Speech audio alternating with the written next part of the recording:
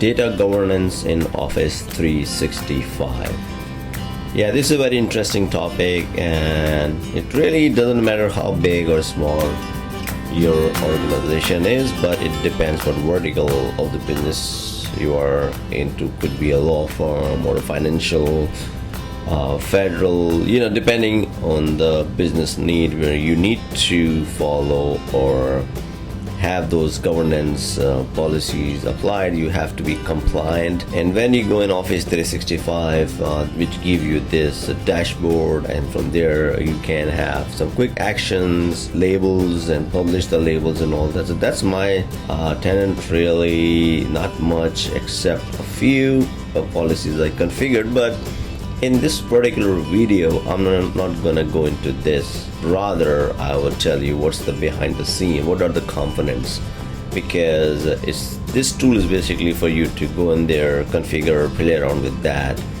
But idea of this video is to kind of give you on a high level what it looks like behind the scene, what's going on. I mean, how does it work? So let's jump into that.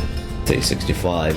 So that's one of the piece when it comes to security and compliance is the archive mailbox, because there will be a situation where you run out of your mailbox quota, you want to start archiving it, and that's because you want to retain the data for a year, 3 year, 5 years, and 7 years based on the policies or the compliance. You have to be compliant. So this much of email data you don't want to store in your primary mailbox, because that's not everyday or frequent accessible or usable.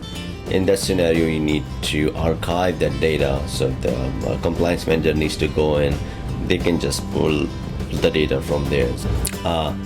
Data leak prevention is another feature available, because you don't want your company's data or email to be leaked. So DLP, this is where it comes in to the action. Office message encryption, again going back to, you can say, information leak and compliant. What it does, you have to enable it, and it does provide end-to-end email encryption. So basically, somebody you want to send an email, you send them encrypted email, they will come to your service and log in and then access that encrypted email. The journaling again is available. You can journal, you can configure it to a third party or your on-premise environment. So basically, any email send and receive can be configured for this feature, and that again is the requirement for this to become compliant. Audit reports, again, that's another feature. Once you have all those controls and policies available and configured, then you want to pull the report. So again, the compliance manager should be able to pull that or those reports from this. In place hold and litigation hold, again, that's very important piece, which usually when you enable it, it can consume a lot of space, because if you apply or put a mailbox on hold, so everything retains there, even the deleted item, even the hard deleted item. It's just like a black box, everything is there. In place e-discovery, basically again, e-discovery is a feature for a lawyer or attorney or a compliance manager to perform the searches, and search will go and search the content in your archive mailbox, your primary mailbox.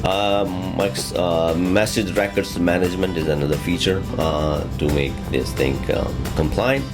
Transport rules can be configured based on the needs. It works on the transport layer. Information rights management, for example, you want to apply some policies, you don't want somebody to copy some item or forward the email, so that works again in the service. Inactive mailboxes, another feature where you can configure them. So in a nutshell, that's what it looks like. Compliance manager allow you to create those labels and policies, and then gets applied to these several places, and then allow you to pull the reports and whatever the information is needed. So in a nutshell, idea on the video is that you run those tools, but you wanted to understand how does it run behind the scene, what's run in the service.